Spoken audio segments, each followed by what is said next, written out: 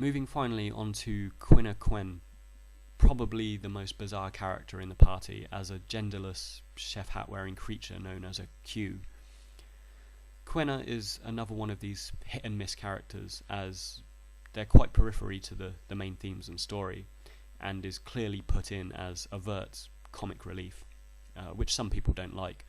But for me, Quina is a really interesting contrast to the emotional plights of the main cast, and also brings, his or her own robust, if rudimentary, philosophy of life to the table.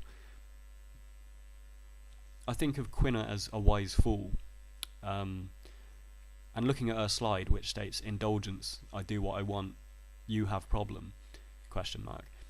We can see a distinct theme playing out with Quina, which is contrary to the collective good of the rest of the party.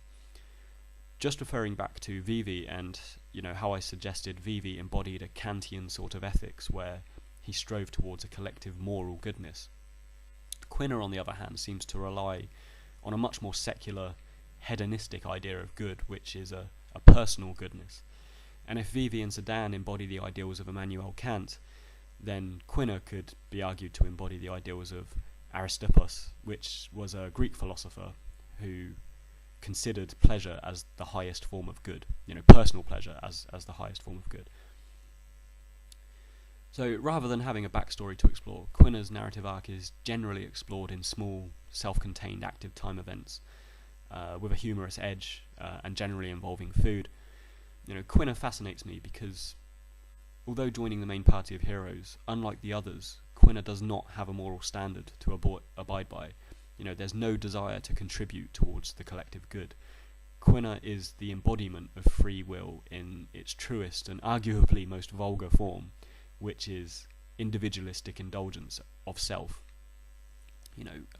Indeed, Quina spends a lot of time in this game attempting or threatening to eat sentient beings, including a chocobo egg, in the Black Mage village. So, the way that Quina always brushes paths with the party, but goes off on, his or her own accord and reappears at various locations, I think just further augments and illustrates the absolutism of this character's free will. And I just really like how this character was defined and delivered, and I think perhaps they could have, done the same with Armorant, in that because the character doesn't impact the main story too much, there's no reason to have them around at all times, and you could, maybe just give them a bit more exposition through active time events instead of main gameplay dialogue. So yeah, that's my thoughts on Quina. Again, he or she adopts a job class which is as a blue mage, and having the blue magic ability, but aesthetically, Quina is entirely unique to the world of Final Fantasy IX.